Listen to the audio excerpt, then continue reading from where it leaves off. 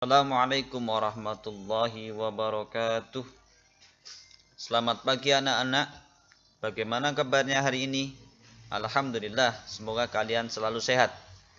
Hari ini kita akan belajar tema 2, persatuan dalam perbedaan. Subtema 2, pembelajaran ke-1, bekerja sama mencapai tujuan. Anak-anakku yang berbahagia, muatan pelajaran kali ini adalah yang pertama, bahasa Indonesia. Di sana kita akan belajar KD 3.4. Yang kedua, IPA, menganalisis cara makhluk hidup menyelesaikan diri. Yang ketiga, IPS, memahami makna proklamasi kemerdekaan.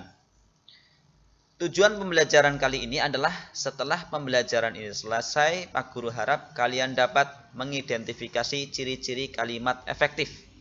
Yang kedua, kalian dapat menyebutkan makna upaya mempertahankan kemerdekaan. Yang ketiga, Pak Guru berharap kalian mampu mengidentifikasi ciri-ciri hewan berdasarkan habitatnya. Baiklah anak-anakku, mari kita mulai pada pembelajaran yang pertama. Bahasa Indonesia.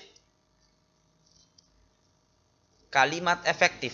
Apa itu kalimat efektif? Kalimat efektif adalah kalimat yang mengandung gagasan pembicara atau gagasan penulis yang terdiri atas kata-kata yang mempunyai unsur SPOK. Apa itu SPOK? Subjek, predikat, objek, dan keterangan.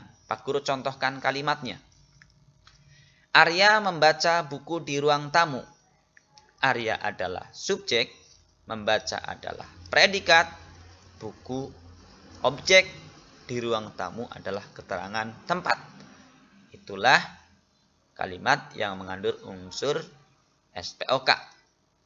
Selanjutnya, ciri-ciri kalimat efektif. Yang pertama adalah memiliki unsur penting atau pokok minimal unsur subjek dan predikat.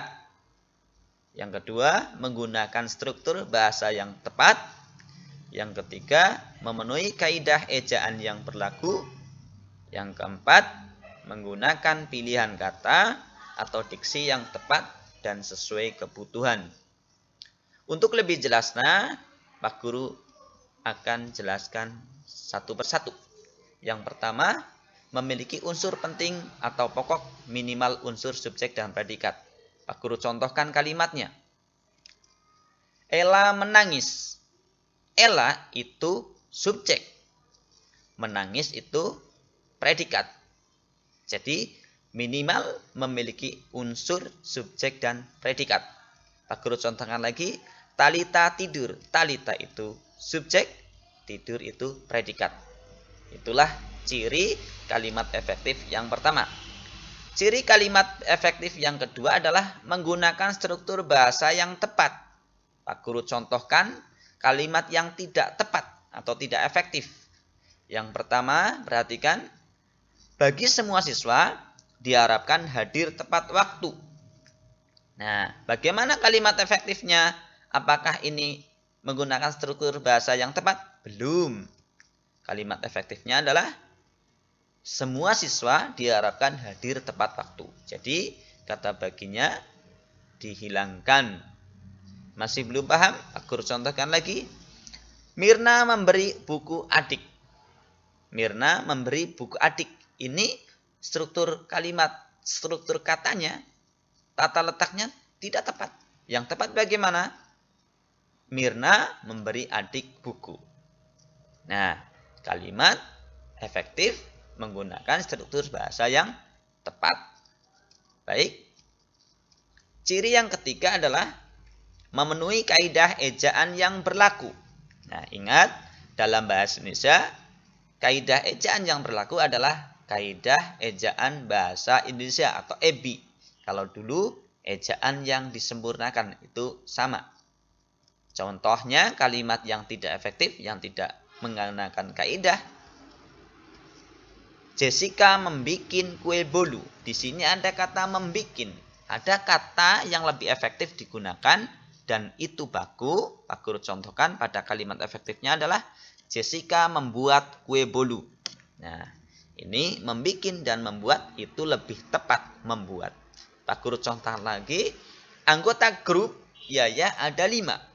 Nah, ini adalah kata grup. Grup adalah kata asing. Kaidah penulisan asing adalah dengan dicetak miring. Tapi kata yang tepat digunakan untuk kalimat ini adalah anggota kelompok Yaya ada 5. Grup diganti kelompok. Itulah ciri yang ketiga. Ciri yang keempat, menggunakan pilihan kata atau diksi yang tepat dan sesuai kebutuhan. Pak Guru contohkan kalimat yang tidak tepat penggunaan diksinya adalah ayam itu tewas. Ayam kok tewas? Nah, harusnya bagaimana? Kalimat yang efektifnya adalah ayam itu mati. Kalau ayam itu mati.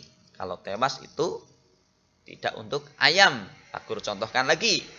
Pahlawan itu gugur dalam pertempuran Surabaya.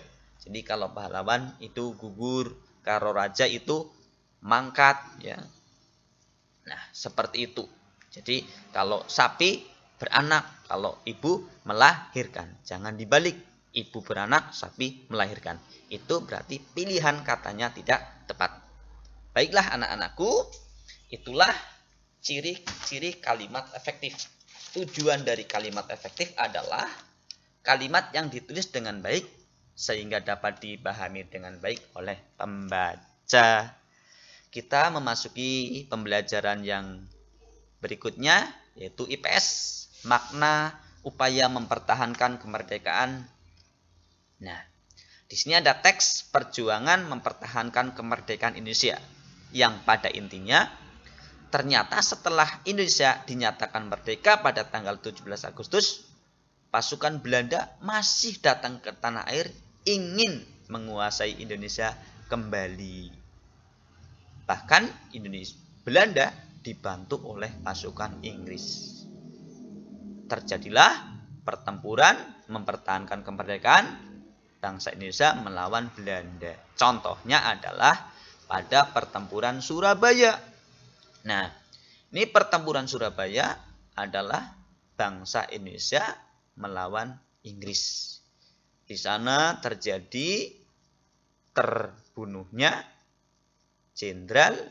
Brigadir Jenderal Malabi. Inilah yang menyebabkan, salah satunya menyebabkan pertempuran 9 November itu terjadi pertempuran Surabaya.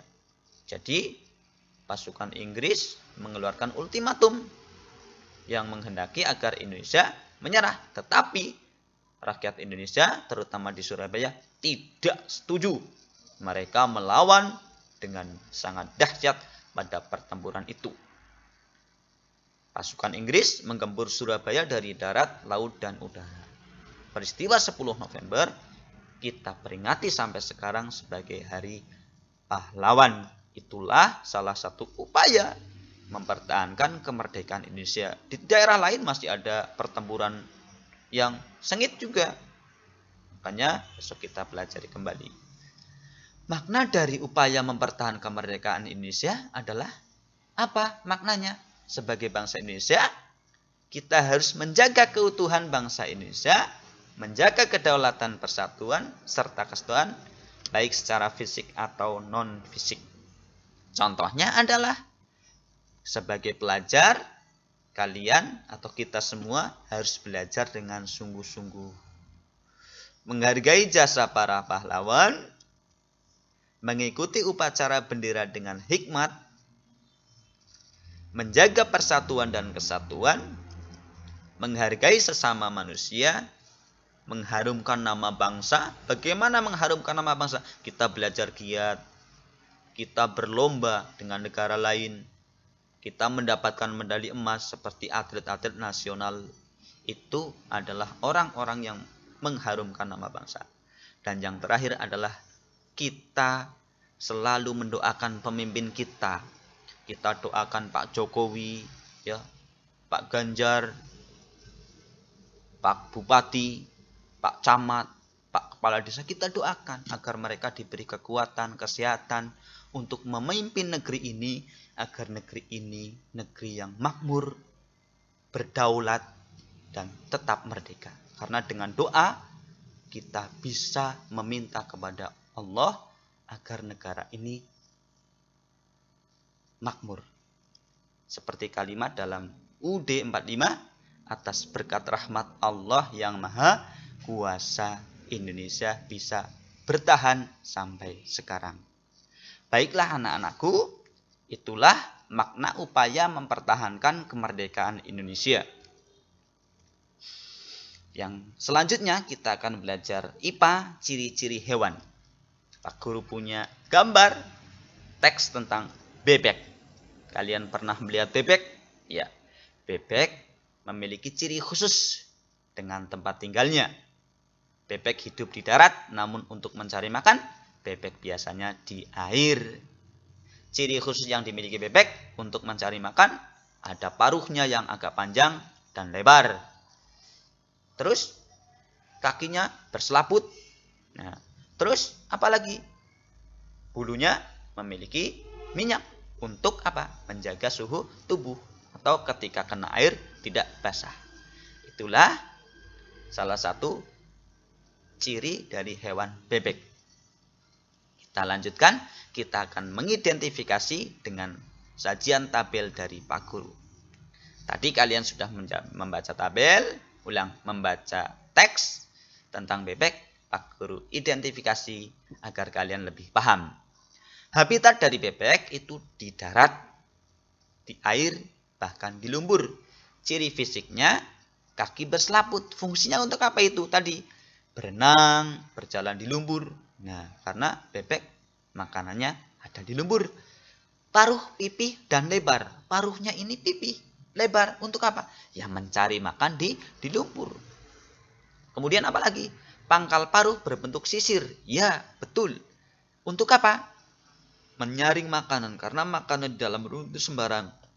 Kadang-kadang ada batu atau kerang yang masuk. Nah, itu tersaring oleh pangkal paruh ini yang berbentuk sisir. Bulu berminyak.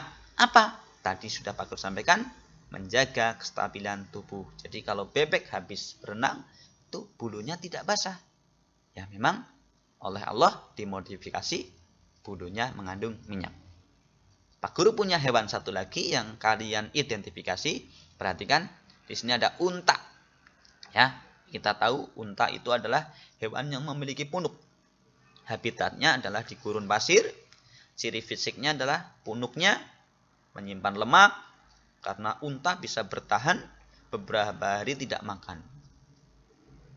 Kulitnya tebal, tujuan untuk apa? Tidak mudah berkeringat. Bulu mata panjang berguna untuk apa?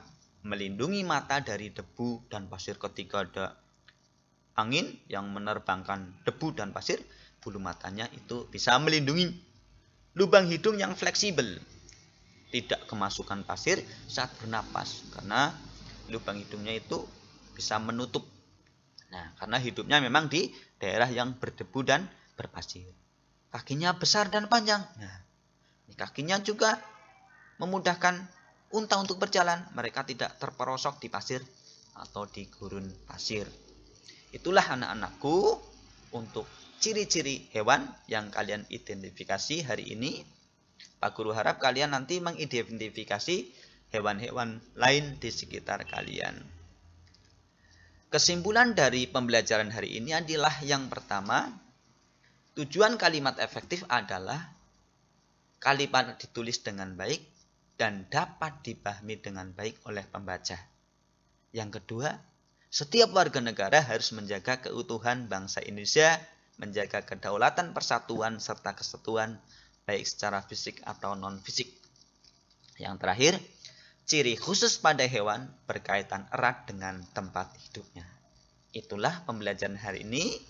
Apabila ada yang tidak pas disampaikan, Pak Guru mohon maaf yang setulus-tulusnya.